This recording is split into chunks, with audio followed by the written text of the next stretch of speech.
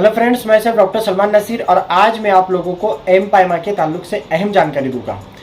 Empyema यानी कि हमारे फेफड़ों के अंदर पस या पीप का भर जाना। तो आज इस बीमारी के बारे में मैं आपको बहुत ही हेल्पफुल जानकारी देने वाला हूं, जो कि बहुत ही जानना आप लोगों के लिए ज़रूरी है, क्योंकि हम लोग चाहते ही हैं कि हमारी क्लिप के ज़रिए अवेयरनेस या जागरूकता आए लोगों के अंदर, और इसीलिए इसी पर्पज़ के तहत हम क्लिप बनाते हैं। इसलिए दोस्तों इस क्लिप को लाइक ज़रूर करें, चैनल को हमारे सब्सक्राइब कर दें। दोस्तों सबसे पहले हम लोग जानते हैं एम्पाइमा की डेफिनेशन। तो what is empyema? Empyema is a collection of पस in between lungs and cavity. इसको दूसरा एक नाम है दोस्तों पायोथोरैक्स, यानी कि इसको अगर हम समझेंगे कि जो कैविटी होती है लंग्स की, उसके अंदर पस का जमा हो जाना। कैविटी का मतलब होगा कि छाती के अंदर लेकिन फेफड़ों के बाहर। तो ये जो स्पेस है इसको प्लूरल कैविटी में हम लोग कह सकते हैं। इस स्पेस के अंदर पस जमा हो जाता है, इसी को एम्पाइमा कहते हैं। एम्पाइमा दोस्तों 3 स्टेज में देखा जाता है।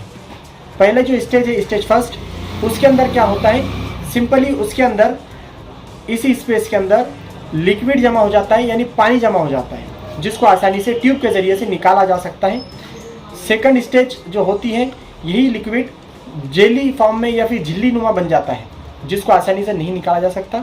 वैट्स नामक प्रोसीजर के ज़रिए से उसको निकाला जाता है, एक तरह का प्रोसीजर होता है।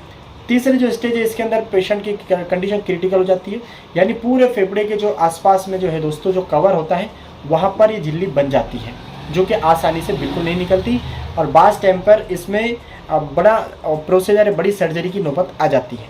तो इस तरह के ये 3 स्टेज होते हैं इसके एम्पाइमा के। अब बात करेंगे हम लोग ये एम्पाइमा क्यों हो जाता है। तो दोस्तों एम्पाइमा होने की जो वजह है, ज़्यादातर ऐसा माना जाता है कि ये हमारे यहाँ यानी भारत में न्यूमोनिया और ट्यूबरकुलोसिस के जो बैक्टीरिया जो जरासीम होते हैं उसकी वजह से होता है। साथ ही इसको ट्रॉमेटिक यानी कि किसी हादसे चोट मोट की वजह से भी हो सकता है, या फिर किसी इन्फेक्शन या बैक्टीरियल इन्फेक्शन की वजह से भी हो सकता है। अब रही बात इसके रिस्क फैक्टर की, अगर हम बात करेंगे तो रिस्क फैक्टर यानी किसको ज़्यादा होने की संभावना है, तो इसमें देखा जाएगा तो जिन लोगों को निमोनिया अगर रिसेंट हुआ है तो उसके सेकेंडरी इन्फेक्शन बोलो या फिर कॉम्प्लिकेशंस के बुनियाद पर ये हो सकता है एम्पाइमा, या फिर जिनकी एज 70 से ज़्यादा हो चुकी है, एजेड लोग, एल्डर, तो इन लोगों को भी चांस होता है एम्पाइमा होने के। इसके अलावा जिन लोग की इम्यूनिटी पावर कमज़ोर है, यानी डायबिटीज़ की प्रॉब्लम है, हार्ट डिजीज़ अगर है किसी को, इसके अलावा ट्रॉमेटिक अगर किसी को प्रॉब्लम है, यानी रिब्स का फ्रैक्चर है, या कोई ऐसा ऑपरेशन हुआ है थोरैक्स से रिलेटेड, जितने भी ऑर्गन्स है थोरैक्स के अंदर, वहाँ से रिलेटेड कोई ऑपरेशन अगर हुआ है बड़ा मेजर, तो उसकी वजह से। लेकिन सबसे अहम दोस्तों इसका जो कॉज है जो हमारे यहाँ पर देखा जाता है, वो न्यूमोनिया और ट्यूबरकुलोसिस के जो जरासीम या जो बैक्टीरिया होता है, वो ज़्यादातर एम्पाइमा कॉज करते हैं, जो इसके बारे में लोग लापरवाह होते हैं। इसीलिए ये सब इसके रिस्क करेंगे दोस्तों इसके क्लिनिकल मैनिफेस्टेशन के ताल्लुक से, यानी कि इसके साइन सिम्टम्स या लक्षण के बारे में। तो इसमें क्या होता है ना दोस्तों कि शुरुआत में इंसान ना थका थका सा महसूस करता है, फैटीजू या फिर कमज़ोरी उसको महसूस होती है, वेट लॉस की हिस्ट्री मिलती है। इसके साथ में उसको फीवर जो है वो बहुत तेज़ होता है, फीवर भी जिसको कह सकते हैं। इसमें जो कफ होगी वो ड्राई कफ होगी, उसको चलने में दम लगेगा, यानी कि सांस का फूलना, यानी ब्रीथिंग प्रॉब्लम इसको हो सकती है, सीविटिंग इसकी प्रॉब्लम हो सकती है। इसमें दोस्तों चेस्ट पेन होता है। चेस्ट पेन 2 कंडीशन में होगा, एक तो जब वो सांस लेने की कोशिश करेगा व्हेन ब्रीथिंग, उस टाइम पे चेस्ट पेन होगा, और साथ ही उसको जब वो खांसेगा उस टाइम पे भी इसको चेस्ट पेन होगा या तकलीफ होगी, इस तरह इसमें। और साथ ही हेडेक, कन्फ्यूज़न वगैरह, जैसे कि मैंने शुरुआत में बताया कि इसको जनरल वीकनेस वगैरह होगी, लॉस ऑफ एपेटाइट, भूख की कमी होगी, ये इसके कुछ लक्षण हैं दोस्तों। तो जाहिर सी बात है, पानी छाती में भरा है तो इंसान को ये सब प्रॉब्लम है। इसका डायग्नोज क्या होता है, यानी इसको कैसे पहचाना जाता है? तो देखो मैं आज तो दोस्तों बता दूं, ब्लड इन्वेस्टिगेशन तो हर तकरीबन डिजीज़ के अंदर बहुत इंपॉर्टेंस रखता है, लेकिन दोस्तों रेस्पिरेटरी डिजीज़ के अंदर सबसे ज़्यादा इंपॉर्टेंस एक्सरे को देखा जाता है। इसके पहले तो एक डॉक्टर के लिए बहुत ही अच्छी चीज़ होती है उसका डायग्नोसिस, उसके अंदर वो फिजिकल एग्जामिनेशन के उस तमाम चीज़ें जो कि इंस्पेक्शन है, पाल्पेशन है, परकशन है, ऑस्कल्टेशन है, ये चारों तरीके दोस्तों बहुत ही हेल्प करते हैं। और मेरी अपनी प्रैक्टिस में मैंने देखा, जब 2 साल में आईसीयू में था तो बहुत ही आसानी से हम लोग एम्पाइमा के पेशेंट को पहचान लेते थे।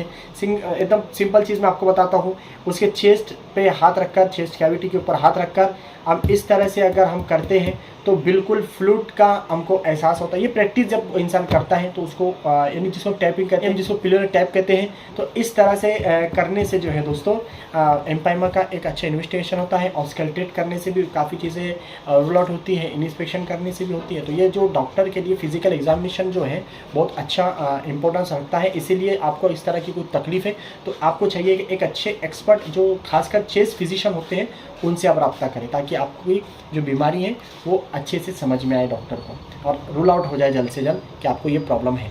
इसके साथ ही दोस्तों इन्वेस्टिगेशन की अगर हम बात करेंगे तो मैंने आपको बताया कि एक्सरे रेस्पिरेटरी डिजीज़ के अंदर बहुत इंपॉर्टेंस रखता है, तो इस जो है हम रूल आउट कर सकते हैं। इसके साथ सीटी स्कैन की भी ज़रूरत पड़ सकती है। इसके अलावा दोस्तों इसमें ब्लड इन्वेस्टिगेशन की बहुत इंपॉर्टेंस होती है, क्योंकि ये WBC है, ASR है, CRP वगैरह जो इन्वेस्टिगेशन होते हैं इसमें इन्फ्लामेशन है, स्वेलिंग है और इसके अलावा जो इन्फेक्शन हुआ है, ये सारी चीज़ों को रूल आउट किया जा सकता है। लेकिन दोस्तों इन तमाम चीज़ों में मैं आप लोगों को बताऊंगा एम्पाइमा में सबसे इम्पोर्टेंट अगर इसको समझना है, एम्पाइमा को रूल आउट करना है, इम्पोर्टेंट दोस्तों जिसको हम कंफर्म डायग्नोसिस कहते हैं एम्पाइमा में, वो है थोरैकोसेंटेसिस। जी हाँ दोस्तों, ये एक तरह का प्रोसीजर भी है और एक तरह का इन्वेस्टिगेशन भी है, क्योंकि इसके ज़रिए क्या होता है, पेशेंट को एक कंडीशन में, एक सिटिंग कंडीशन में एक झुकता हुआ, बिल्कुल इस तरह से झुकता हुआ, और उसका एक साइड जो है तो बिल्कुल बिल्कुल बाहर की तरफ निकला हुआ तो लिया जाता है, उसको एनालाइज किया जाता है, बैक्टीरिया है, प्रोटीन है, ये सब चीज़ों को देखा जाता है। तो इस तरह से दोस्तों थोरैकोसेंटेसिस एक तरह का कंफर्म डायग्नोसिस भी होता है और एक तरह का प्रोसीजर भी होता है, क्योंकि यही ट्यूब के ज़रिए से जो है दोस्तों पस को भी निकाला जाता है। दोस्तों आफ्टर थोरैकोसेंटेसिस 3 चीज़ें अगर रूल आउट होती है जिसको हम कहते हैं गोल्डन क्राइटेरिया, तो उसकी वजह से ये जो बच्चे एग्जाम देने वाले हैं, नीट हो या किसी CHO वगैरह का है, तो उनके लिए बहुत ही मोस्ट इम्पोर्टेंट जो है ये पॉइंट आप याद रखें कि 3 क्राइटेरिया हैं जो अगर मिलते हैं तो ये गोल्डन जो है जिसको हम गोल्डन क्राइटेरिया कहते हैं और कंफर्म डायग्नोसिस होता है ये एम्पाइमा का। तो उसमें सबसे इम्पोर्टेंट चीज़ पहली है पिलरी इफ्यूजन, दूसरी चीज़ है पॉजिटिव ग्राम स्टेनिंग और तीसरा है pH जो है 7.2 से कम। ये 3 चीज़ें हैं, अगर ये मिलती है तो एम्पाइमा कंफर्म कहा जाता है। अब बात करेंगे दोस्तों हम इसके मैनेजमेंट की। मैनेजमेंट के अंदर 2 चीज़ें दोस्तों, एक तो चीज़ें हैं, एक तो दवाइयों से इलाज होता है, दूसरा सर्जिकल एक इसका रास्ता होता है। दवाइयों के इलाज के अंदर दोस्तों एंटीबायोटिक का बहुत इंपॉर्टेंट रोल होता है आया, तो इस तरह कंडीशन सिचुएशन और डॉक्टर जो है तो अपने तजुर्बे के हिसाब से ये इस्तेमाल कराते हैं, यानी इन शॉर्ट एंटीबायोटिक इसके अंदर इंपॉर्टेंट रोल अदा करता है। साथ ही दोस्तों इसमें ऑक्सीजन की भी ज़रूरत पड़ती है। इसके साथ ही दोस्तों अगर सर्जिकल की बात करेंगे तो इसके अंदर थोरैसेंटेसिस, थोरैकोस्टोमी, ओपन चेस्ट ड्रेनेज, तो इस तरह के कुछ ऑपरेशन होते हैं। तो दोस्तों सर्जिकल प्रोसीजर के बारे में तो मुझे स्पेशल एक क्लिप बनाना है, इसलिए मैं उसको डिटेल में नहीं बात करूँगा, लेकिन आप लोगों की जानकारी के लिए इतना कहूँगा कि एम्पाइमा के अंदर ये सब चीज़ें होती है, सामने आती हैं। तो आई होप कि आपको अच्छे से समझ में आया होगा। तो आई होप कि आपको अच्छे से समझ में आ गया होगा एम्पाइमा क्या होता है। प्लीज़ हमारी इस क्लिप को लाइक करें, चैनल को सब्सक्राइब करें। Thank you very much.